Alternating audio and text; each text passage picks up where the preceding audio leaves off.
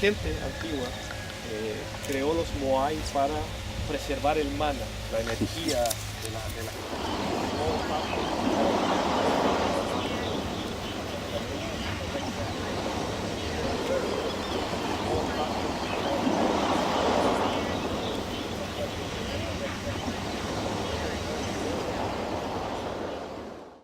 those times, those important periods.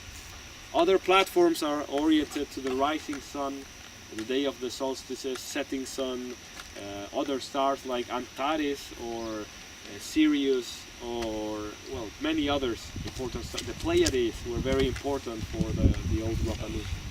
Should be aligned to this platform the day of the equinoxes. So in September 22nd and March 21st, well, today those are the names for us too, but in those days the astronomers went behind the platform near where those trees are, those eucalyptus trees. There's a point marked with some stone, small towers of stone, and that's where they had to stand